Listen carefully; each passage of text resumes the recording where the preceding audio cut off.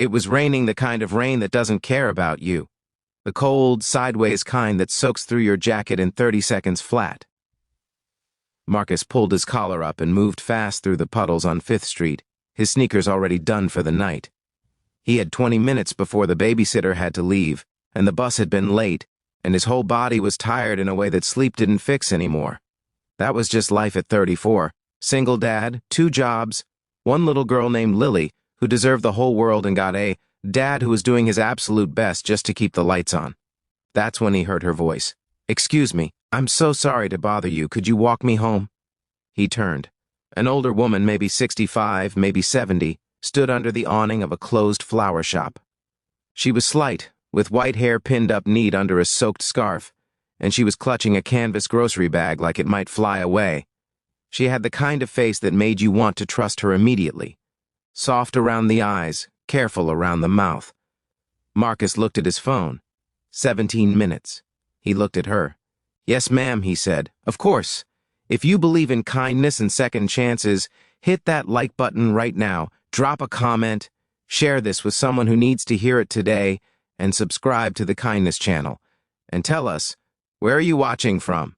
We've got people tuning in from all over, and we love knowing who's in this community with us." Her name was Eleanor. She lived 6 blocks away, she told him, on Birchwood Lane, near the old cathedral. She'd taken the bus to pick up a few things.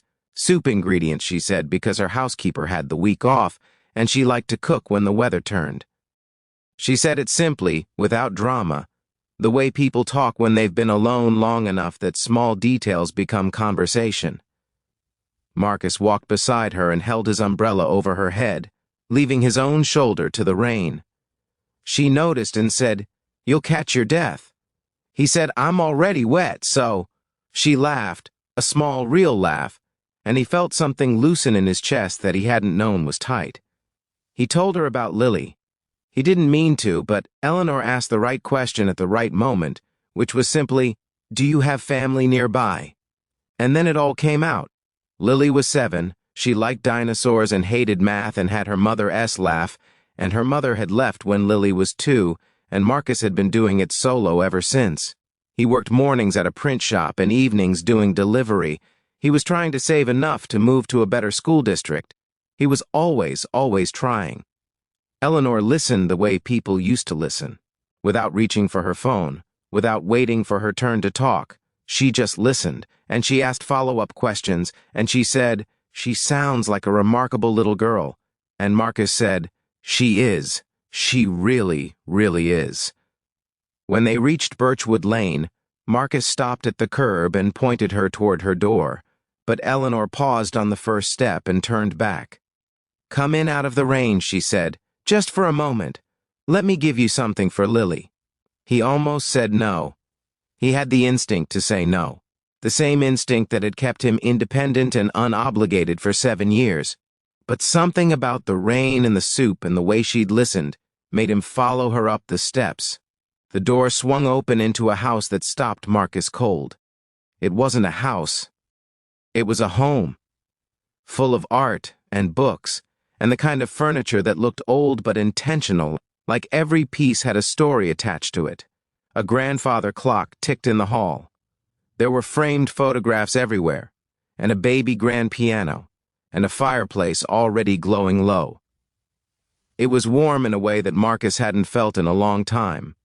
"Can I ask," he said carefully, "what it is that you do, or did?"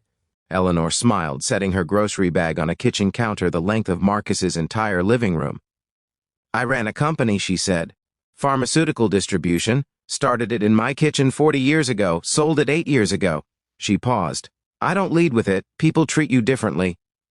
Marcus nodded slowly. He understood that, in reverse, people treated you differently when they knew you had nothing too. She disappeared for a few minutes and came back with a tin of homemade cookies in a thick envelope, which she held out to him. "I want you to take this," she said. He looked at the envelope. "Eleanor, I can't—" "You walked me home in the rain," she said. "You kept your umbrella over my head and got soaked yourself, and you talked to me like I was a person. And do you know how rare that is?" Her voice didn't waver, but her eyes went serious. "I have more money than I can spend.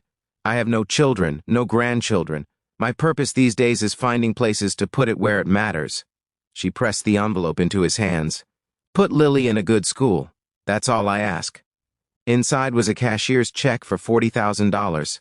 Marcus stood in her kitchen and felt the world tilt. He tried to speak. He couldn't. He tried again. I didn't. I wasn't. He stopped. Started over. I just walked you home. I know, Eleanor said gently. That's exactly why. He cried a little, which embarrassed him, and Eleanor handed him a dish towel and didn't make it weird. She made him a cup of tea, and he called the babysitter and asked for one more hour, just one more, and then he sat at Eleanor's kitchen table while she made her soup, and he told her more about Lily, about the dinosaur books and the drawings stuck to the fridge, and the way Lily said daddy like it was the most important word in the English language, because to Marcus, it was. He left when the rain softened to a drizzle. Eleanor stood in her doorway and waved, and Marcus walked back down Birchwood Lane, holding a tin of cookies and a cashier's check and something else, something harder to name, the feeling that the world had just quietly reminded him it wasn't entirely cruel. 3 months later, Lily started at Riverside Elementary, the best school in the county. She made friends on the first day. She got a dinosaur book from the library and read it cover to cover before dinner. She told Marcus he was the best daddy in the whole world, and he told her she was the best thing that had ever happened to him, which was completely and absolutely true.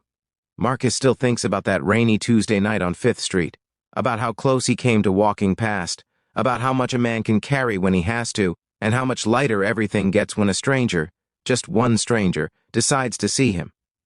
You never know who's watching. You never know what a small act of decency will set in motion. Eleanor didn't need a reason to give. Marcus didn't need a reward to help. They were just two people in the rain, choosing each other for 6 blocks. And sometimes that's everything. If this story moved you, please hit like, leave a comment, and share it with someone who needs a reminder that good people still exist. Subscribe to the Kindness channel so you never miss a story like this one. Every like, every share, every new subscriber helps this community grow, and this world needs more of that. Thank you for being here. Thank you for believing in kindness.